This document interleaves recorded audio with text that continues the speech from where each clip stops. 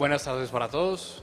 Les recordamos que nuestra siguiente conferencia, titulada Aplicando la digitalización en una industria no digital, será en inglés. Por lo tanto, las personas que quieran adquirir los servicios de traducción, tendremos un equipo en la entrada de nuestro auditorio. Pueden ponerse los audífonos y ahí podrán entender de una mejor manera la siguiente conferencia, titulada Aplicando la digitalización en una industria no digital. Muchas gracias.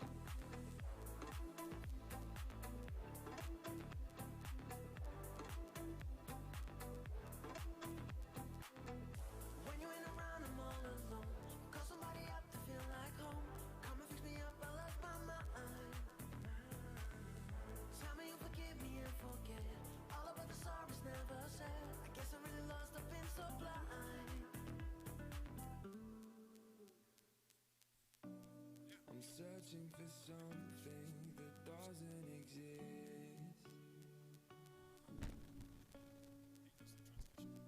and it feels like my whole life is shrouded in mist. Oh, come away and dance with me, feel the heat of the energy.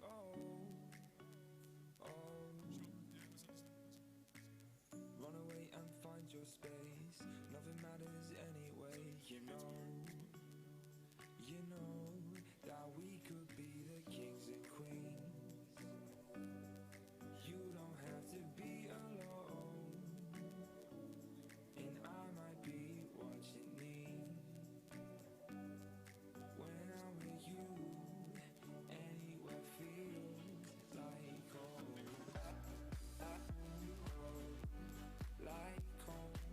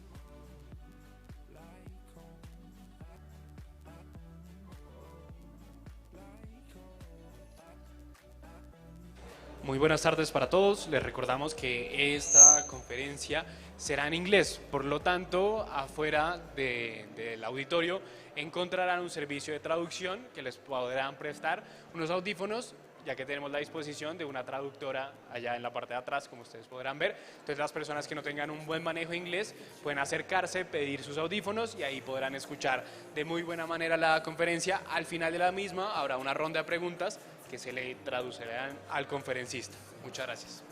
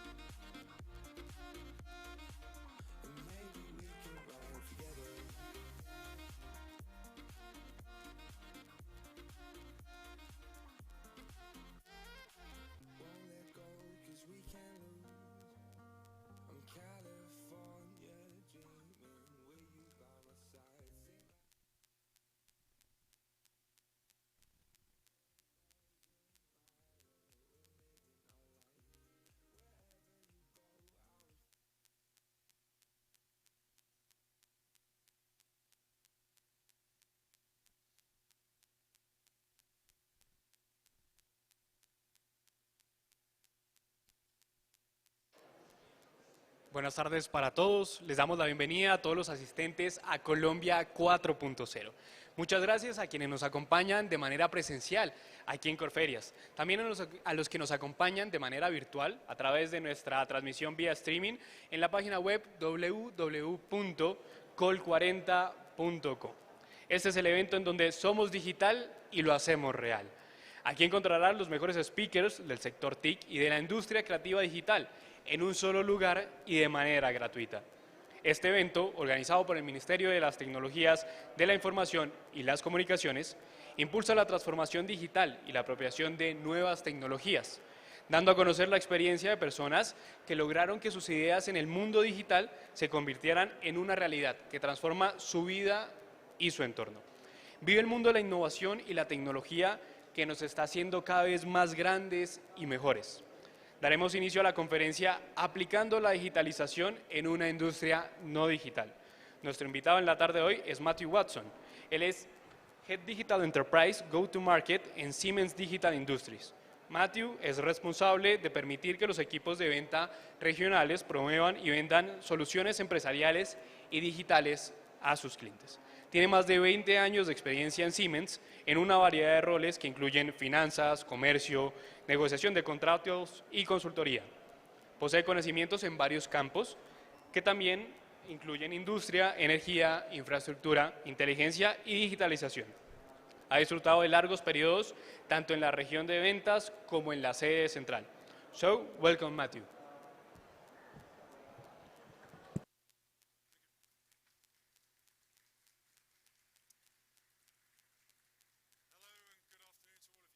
Hola, buenas tardes a todos. Muchas gracias por la oportunidad de venir a hablar con ustedes y también para permitirme hacer esto en inglés porque mi español es terrible, así que lo agradezco mucho. Lo que yo les voy a hablar hoy es un caso real en el que nosotros hemos implementado la digitalización con un cliente. Hay muchas palabras acerca de la digitalización, la industria 4.0, datos inteligentes, datos grandes, basado céntrico en datos. Es muy fácil perderse en esas palabras y lo que es más importante para mí, nosotros hablamos de casos reales porque esos casos reales hacen que la digitalización sea real y nos permita tener valor. Hoy no va a ser acerca de una discusión técnica, sino una historia de cómo nosotros trajemos la digitalización a una industria que no es digital.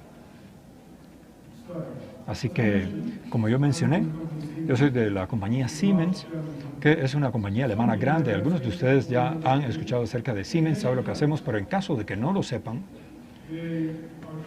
Nuestra compañía, con 150 años, 160 años de experiencia en la industria, tenemos productos, soluciones en automatización, comunicación, etcétera. Somos muy fuertes también en infraestructura, construyendo tecnologías y la gerencia de energía. También muchas de las habilidades es la capacitación. Tenemos también salud. Pero lo que las personas no conocen acerca de Siemens es que somos muy grandes en software, realmente grandes en software. Siemens, de hecho, es una de las primeras 10 compañías en el mundo para software. Y debido a eso, la digitalización está en nuestra sangre, eso es lo que hacemos. En el caso que les voy a hablar hoy, disculpen, voy a ir un poco atrás, es en esta industria que tenemos acá, particularmente en la industria hidráulica. Lo que me gustaría que hiciera, si pueden tomar 3 cosas de esta presentación, si no es mucho pedir. Número 1, la digitalización no se trata solo acerca de las ganancias, finanzas y innovación, sino también es la sociedad y los bienes. Segundo, se puede aplicar en cualquier lugar. Las industrias, aunque no son digitales, la digitalización también se puede aplicar ahí. Y tercero, hay un elemento humano hacia la digitalización que no se debe subestimar. Nosotros tenemos que llevar a las personas juntos con nosotros. Esas son las 3 cosas que quiero que aprendan hoy.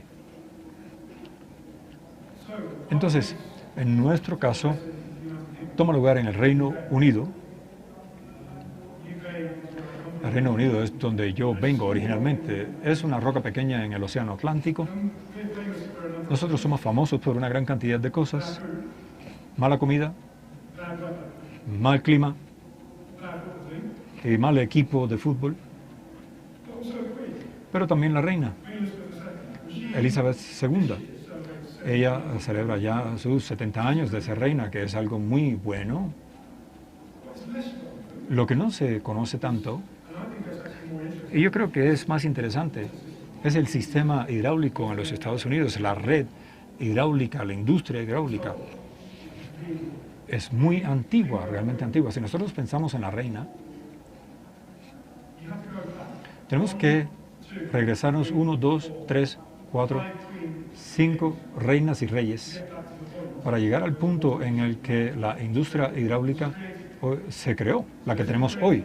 Esto se creó en el 1800, hace mucho tiempo.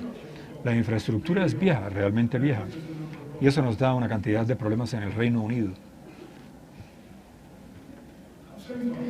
Al mismo tiempo, la población en el Reino Unido ha crecido enormemente.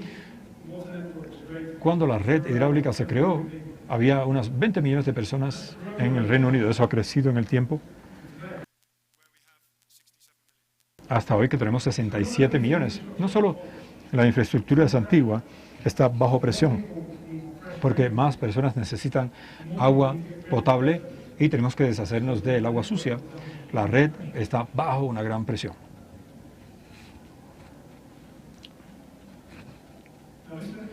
Ahora, esta red funciona y funciona bien, pero tiene situaciones. Lo que van a ver es que frecuentemente se van a reventar las tuberías y mucha agua va a salir por las calles.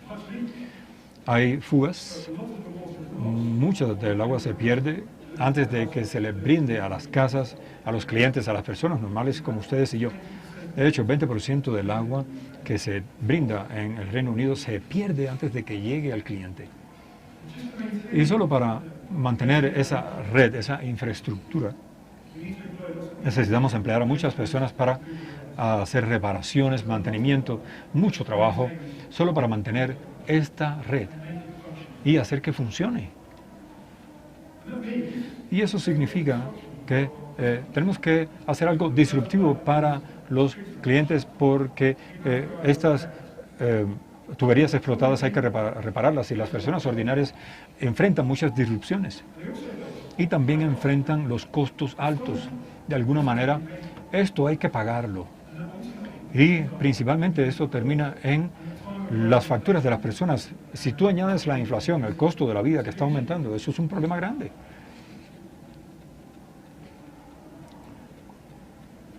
Ahora, esto es importante. La industria en el Reino Unido es conservadora. Piénselo, es una industria antigua y los activos en esa industria tienen que trabajar muy rápido. Las bombas tienen que bombear el agua, los motores. Los equipos controladores, los sensores, trabajan muy duro. Cada 5 años hay una inversión para reemplazarlos. Eso significa que ya que la infraestructura es crítica, tiene que estar funcionando todo el tiempo. Es crítico, importante para la sociedad, importante también para la economía. Siempre tiene que estar funcionando. La industria ha hallado formas de que eso funcione, que es con las partes físicas de los dispositivos, invertir en la parte física de los dispositivos para mantener esa red. Así que estamos acostumbrados a ese tipo de operación y nos acostumbramos a esto durante 200 años. Eso significa que la mentalidad de las personas es conservadora. Saben lo que funciona. Saben lo que tienen que hacer para asegurarse de que el agua llegue a los lugares y cualquier cosa nueva como la tecnología digital o algo diferente, algo que cambie sus vidas, que no pueden atrapar rápidamente, es difícil para ellos comprender y aceptar. Si usted tiene esos dispositivos físicos, tienes una bomba, la puedes tocar, un motor, te pertenece, sabes dónde está. Pero hay algo en la nube que está haciendo un poco de analítica. Realmente no es tangible, es muy difícil de atrapar. Así que hay un rechazo al cambio natural y eso es importante. Así que eso es para decir que ahora quiero llevarlos al desafío real que tenemos en el Reino Unido. Ese desafío está un poco combinado con el CSO o el flujo del agua. CSO es más fácil para decirlo. Aquí tenemos los retos técnicos tenemos acá, pero también el reto de las personas con su mentalidad. Si miran primero el desafío técnico, primero, ¿cuál es un sistema combinado de desagüe? Ustedes lo tienen en Colombia, pero no lo ven. Pero es un sistema inteligente que se diseñó hace 120, 130 años. Esencialmente en el clima normal, cuando hay sol o cuando hay una lluvia ligera, el agua que se desperdicia de los negocios, de las empresas, de tu casa, va en la tubería y se combina con agua de la lluvia, de la calle. Todo eso va a la tubería grande y termina en la planta de tratamiento. Esa planta de tratamiento limpia el agua, la trata, la envía al río y se convierte en agua potable en algún momento en el futuro. Eso funciona. Pero cuando hay un clima extremo, como por ejemplo una tormenta, mucha agua baja hacia las calles, algunas veces ese volumen de agua es tan grande que supera el sistema. El sistema no puede lidiar con eso porque es mucha agua. Esa agua tiene que ir a algún lugar y hay dos opciones.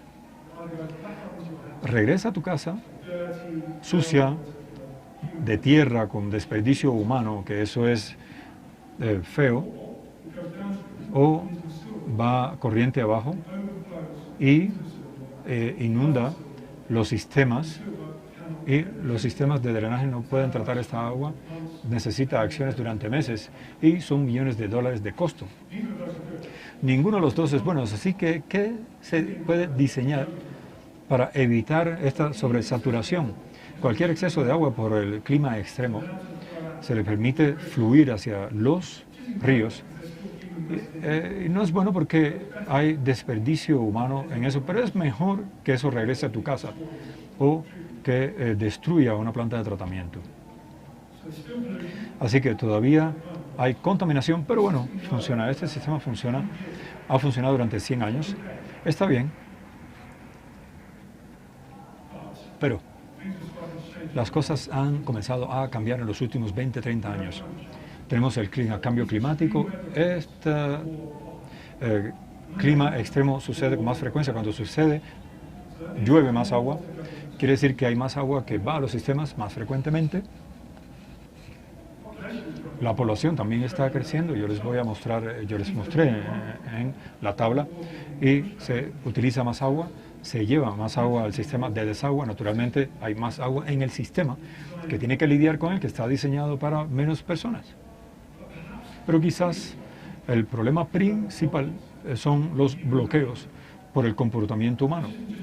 Y eso no es solo en el Reino Unido, esto pasa en todo el mundo. Pero las personas descargan cosas en el baño que no deberían. Por ejemplo, toallitas, pañales, toallas para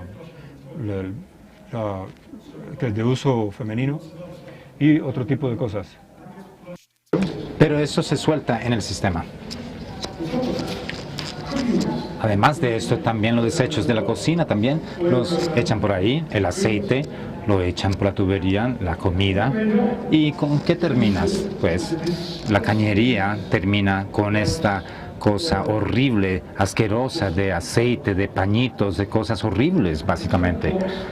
Entonces esto hace un bloqueo en la tubería. Y estos son bastante grandes. Lo más grande que hemos encontrado ya son 200 metros de largo. Es como 3 aviones jumbo alineados uno tras otro. El más pesado era de 200 toneladas, por lo tanto esas cosas son asquerosas y son inmensas. Y dado que hay unas tuberías que son bastante pequeñas, el bloqueo no tiene que ser tan grande para que cause un problema. Ese problema viene siendo que cuando hay un poco de lluvia, no tiene que ser una tormenta, algo leve, el agua no puede escaparse por ningún lado. Por lo tanto, debe desaparecerse, ¿no? Estás en lo cierto. Tiene 2 opciones. La primera es que puede ir a través de las tuberías de la cañería y se va hacia el río. Y eso no está bien, dado que eso nunca debería haber ocurrido en primer lugar. Por lo tanto, las personas disfrutan mucho el río, la natación en el verano, y se dan cuenta después que están nadando en desechos humanos, que se dan cuenta que son asquerosos. La segunda posibilidad viene siendo que vuelve hacia el otro lado y termina en tu casa. Y les pido excusas por mostrarles esto, ya que no es chévere, pero es un ejemplo verdadero de Reino Unido, donde el agua vuelve a subir por la tubería al baño de una persona, y ustedes pueden ver ese color. Ese color no es bonito, ¿no? Por lo tanto, esto es lo que ocurre, pero ocurre dado al comportamiento humano aquí. Yo trabajo en una industria emocionante, ¿no? Por lo tanto, ¿qué significa esto? ¿Cuál es el impacto de esto? Bueno, en 2019, las descargas a los ríos ocurrieron 250,000 veces en el Reino Unido. Por lo tanto, son más de 500 veces por día, que es algo que se vuelve una locura. Y eso significa que hay un gran impacto sobre el ambiente. La contaminación va al ambiente, la vida y la fauna y la flora se afecta también, pero hay un gran impacto porque usted está en ese baño y recientemente algo sube, eso le va a afectar la calidad de su vida también. Eso es todo horrible. Tiene algo de disrupción porque esos bloqueos deben de ser limpiados y esas cosas deben ser movidas, y también hay un coste alrededor de eso, la compensación. Pero para las empresas de acueductos esto es un coste verdadero, porque siempre que ocurra esto los van a multar, y esa multa es algo bastante grande y puede ser hasta $150,000 cada vez que ocurra este problema. Por lo tanto, hay una gran cantidad de dinero que deben ser pagada por las multas. Hay un gran problema para las empresas de acueductos para que puedan hacer algo sobre esto, porque hay un gran problema para ellos, además de la negatividad de las personas, y les da muy duro a su bolsillo. Pero sí se hacen responsables por esto y son muy serios con ello. Por lo tanto, han buscado formas de abordar este problema, y estas maneras no son tan brillantes y son reactivas. Esencialmente lo que hacen es que pusieron un sensor en el derrame de agua, donde el agua va hacia los ríos, en el flujo del agua, y ese sensor mide la cantidad de agua que está en la tubería, y cuando llegue a la parte superior de este nivel, la alarma se prende a un centro de control, y la persona de ese centro de control debe tomar una decisión. Si la alarma ha sonado porque hay mucha agua, que en algunos casos se permite descargarse al río, y que fluya, o si ese nivel subió tan alto, dado que hay un bloqueo en el sistema, algún taponando el sistema y esa agua debe ir a algún lado y eso no está bien, pero deben de tomar esa decisión. Y si es el segundo, deben enviar a una persona a remover ese tapón para que la agua pueda fluir normalmente, pero póngase en los zapatos de esa persona que debe tomar esa decisión. Usted no tiene la información, usted lo único que sabe es que el nivel de agua está muy alto, pero no sabe cuánta lluvia está cayendo, no sabe si es un tapón, y usted esencialmente pues debe tomar una decisión adivinando, más que todo. Encima de esto, cada de esas flujas de salida, hay como 30.000 en el Reino Unido, se comportan de una manera diferente. Por lo tanto, se comporta diferente si está en un pueblo o si está, digamos, en las afueras de la ciudad o si está en un lugar con lomas o en un lugar plano. No tienes la información, pero no sabes ese derrame, cómo funciona, por lo tanto, debes adivinar. Esto significa que no es tan confiable y a veces ni dan con el punto que está bloqueando y a veces trapa el 30% de estos problemas. Significa que el 70% de estos bloqueos o tapones no se hallan. Significa que el 70% de las veces el agua fea va hacia los ríos y devuelve a su casa. Por lo tanto, lo toman de una manera muy seria, pero cuando eso ocurría, la solución en lugar no era suficientemente buena para lograr destaponar. Más soluciones de inteligencia fueron requeridas y ahí es donde llegamos nosotros, donde llega la digitalización. ¿Y qué es bueno de esto? Es que no era solamente Siemens que sacó la solución, era el cliente que creó la solución, era la combinación. Por lo tanto, el cliente tenía el problema, pero también tenía el entendimiento de operar cómo funcionan estas redes.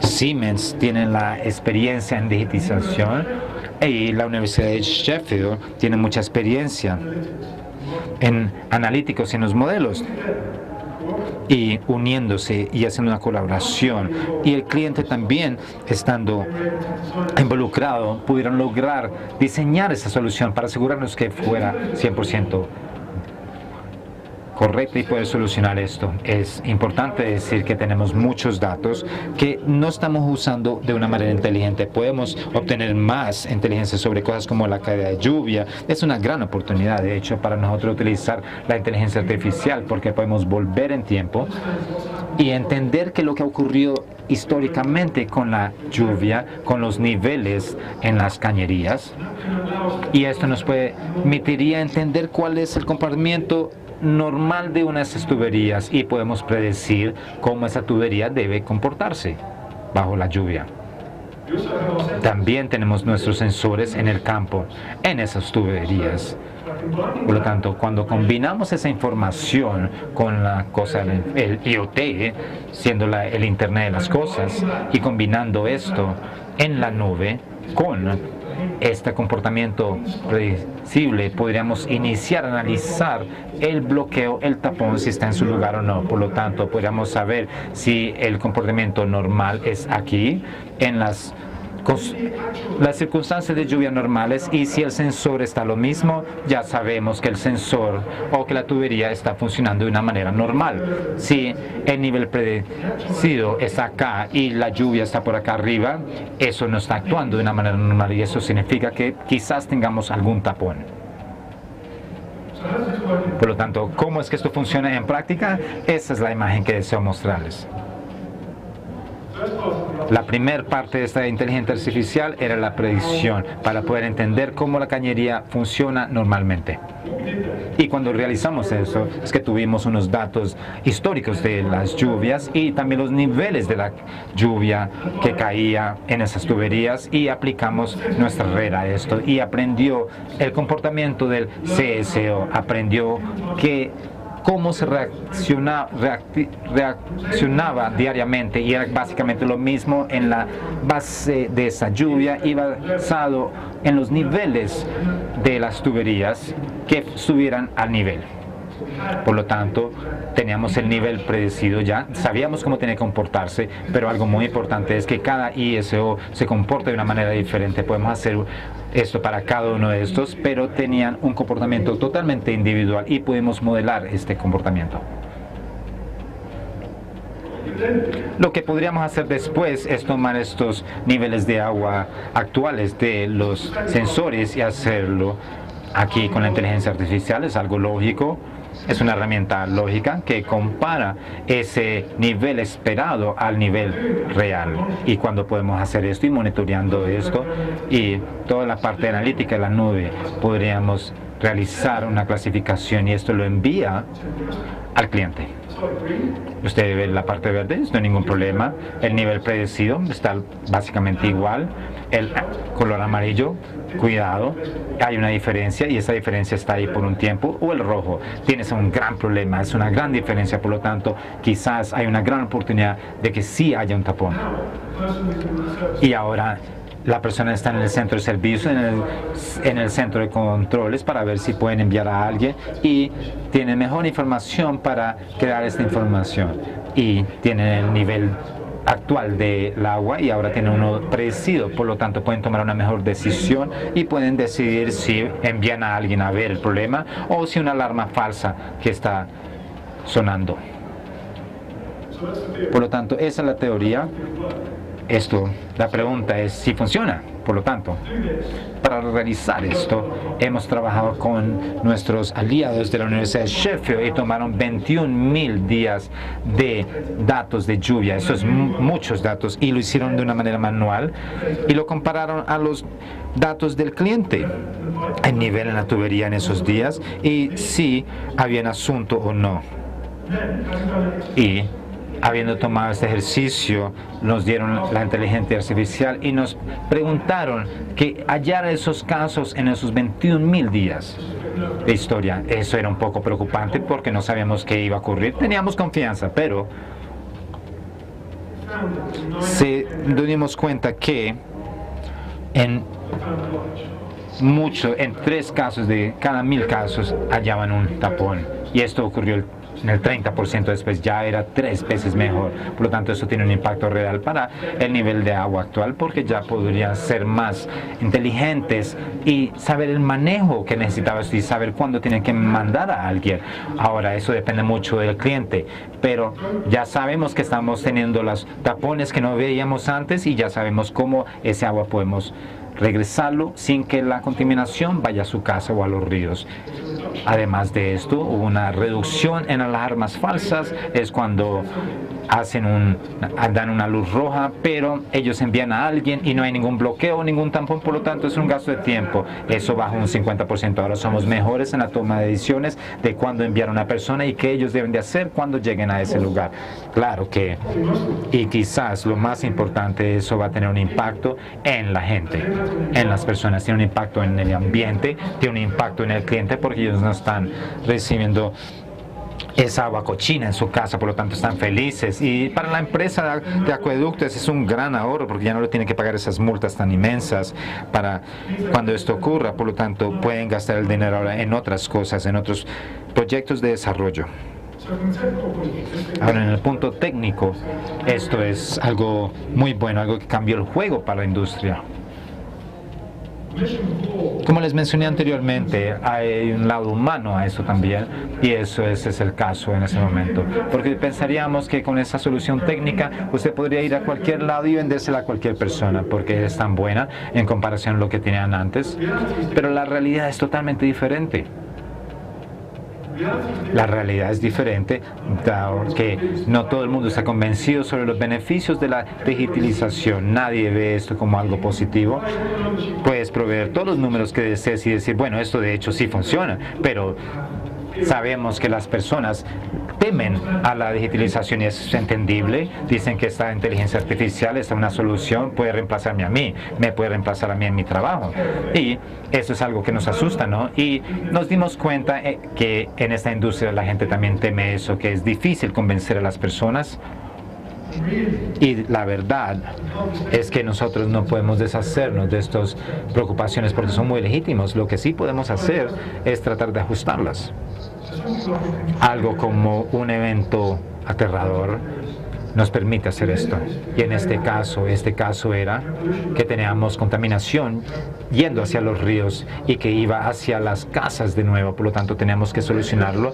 Y el regulador de la industria de agua, que hizo una declaración muy clara, dijo, vamos a dejarnos enfocar en el disco, en los hardwares, y vamos a buscar una solución inteligente, pero eso también puede ocurrir a través de la sostenibilidad, por ejemplo, la sostenibilidad que es tan importante para ellos y el ambiente. Esto puede ser un evento preocupante. Algunas personas piensan totalmente diferente o brevemente diferente, pero podríamos ir de un lugar digital hacia otro.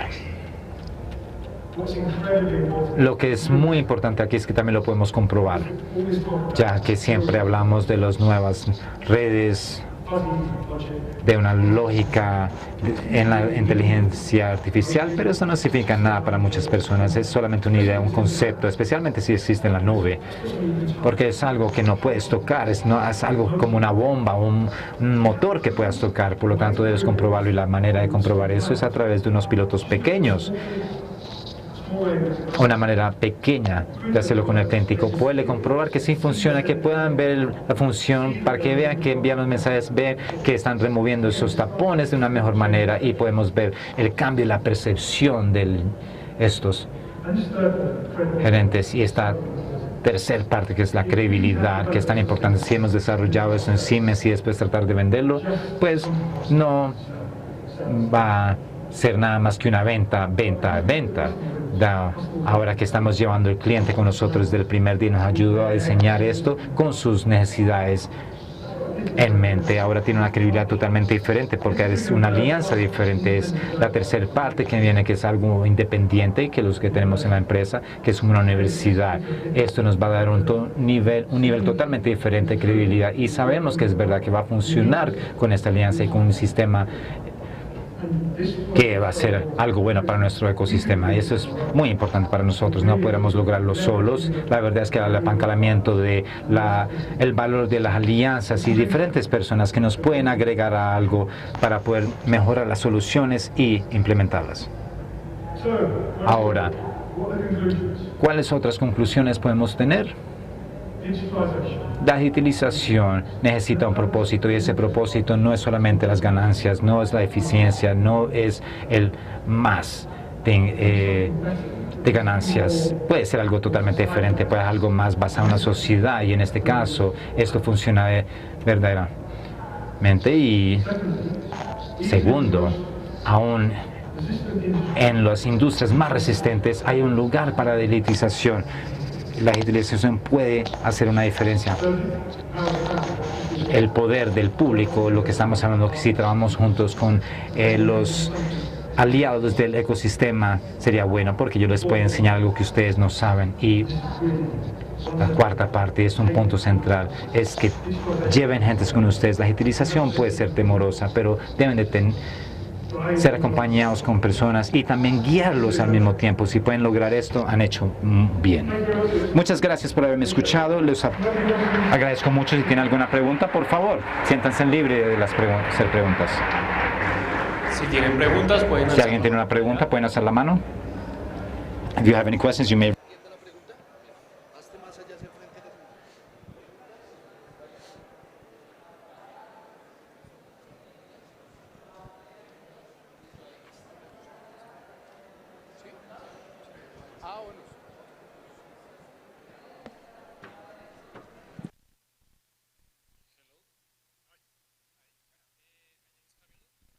Mi nombre es Camilo.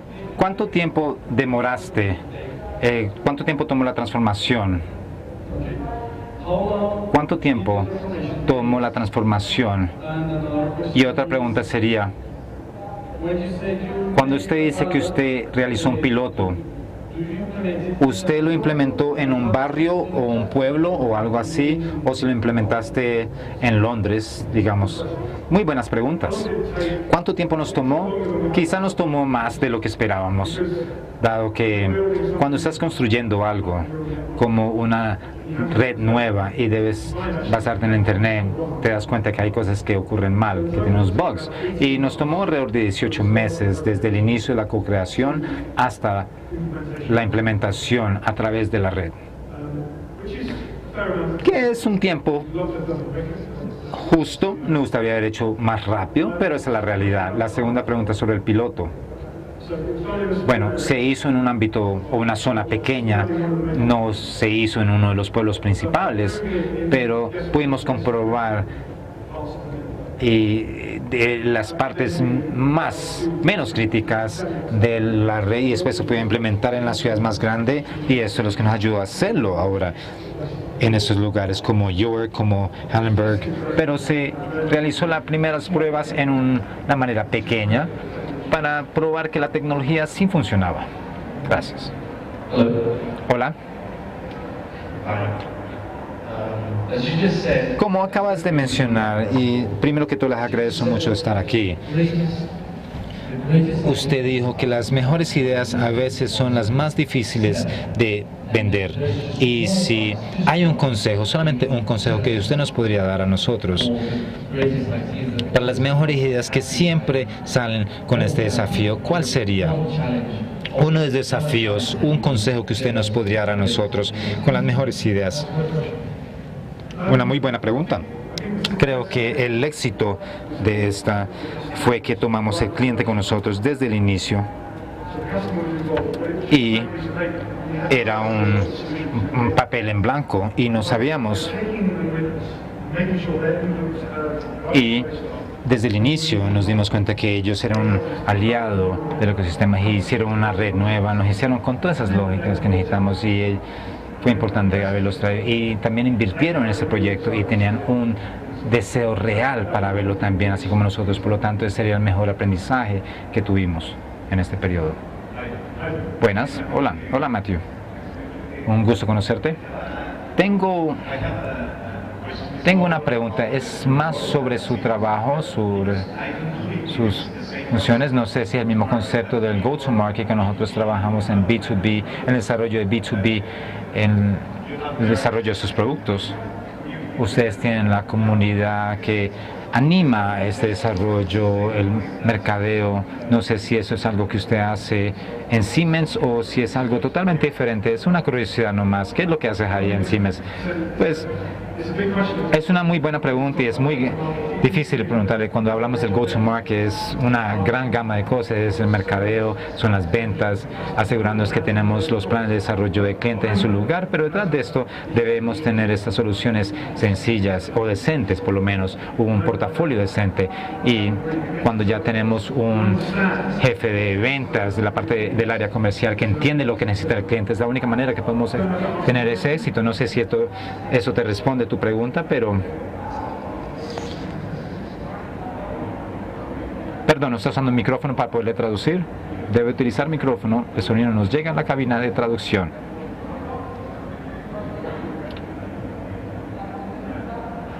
Sí, muchas gracias. Hola. Yo tengo una pregunta. ¿Cuál fue la parte más difícil del proceso? Creo que convencer a la gente es muy difícil y me gustaría saber cómo fue que usted lo logró. La parte más difícil de todo el proceso. Bueno, es una muy buena pregunta. Creo que en alguna manera es que tenemos unas buenas alianzas o relaciones con los clientes y las personas con quien trabajamos, porque estamos comprometidos a eso. Ellos desean implementar esta tecnología digital, pero no todo el mundo está convencido, ¿no? Por lo tanto, cuando estamos hablando con otras partes de las organizaciones, nosotros tenemos que decidir si lo compramos o no. Y esto es más complejo porque ellos se usan por 50, 60, 70 años. Perdón, están acostumbrados en los últimos 50, 60, 70 años de negociar de una manera diferente. Sobre el hardware, cuando hablamos de unas soluciones totalmente diferentes, debemos tener que persuadir a las personas una y otra vez. Por lo tanto, ese proceso de persuadir a esta gente que tiene un buen valor es un desafío real. Por lo tanto, creo que es uno de los desafíos más grandes que puedes encontrar.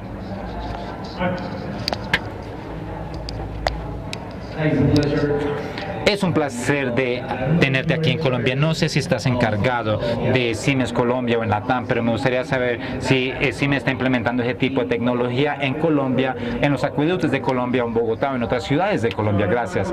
Bueno, tengo unos colegas aquí que podrían contestarte de una mejor manera, pero la verdad es que no podría decir. Sí, ayer nos reunimos con un cliente y el cliente en Colombia, aquí en Bogotá, están interesados en ese tipo de soluciones. Por lo tanto, no necesariamente en esta, pero como en el agua que se derrama a través de esas fugas, y hay unas soluciones para eso también, y aquí los clientes en Bogotá quizás estén interesados en este tema. Por lo tanto, la respuesta es: vamos a ver qué ocurre. Pero el punto es que estas soluciones ya existen y que son muy buenas y pueden hacer una diferencia de verdad. Tal vez puedo complementar Perhaps. un poco. De hecho, en Bogotá trabajamos con el acueducto de Bogotá, en donde tenemos un sistema de control que toma data y hace analítica de esa data. Y podemos saber, por ejemplo, si en algún momento vamos a tener un problema de desabastecimiento, o si vamos a tener, por ejemplo, un problema, por ejemplo, como bloqueos o alguna fuga. Entonces tenemos esos sistemas implementados en Bogotá, en Pereira, o sea, son digamos, también el mensaje de esto es que no son solamente en países muy desarrollados, sino que también inclusive en Colombia podemos implementar este tipo de sistemas de analítica de datos fácilmente.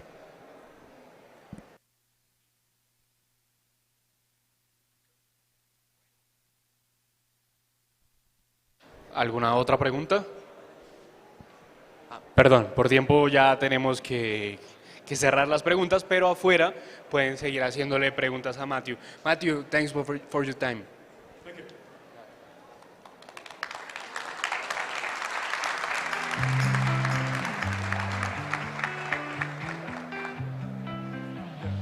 Las personas que tienen preguntas se pueden acercar a Matthew, pero por favor afuera del auditorio. Les damos las gracias a todos por asistir a Colombia 4.0. Los invitamos a que consulten toda la programación en www.col40.co y asistan a más conferencias. Síganos en nuestras redes sociales, donde aparecemos como Colombia 4.0.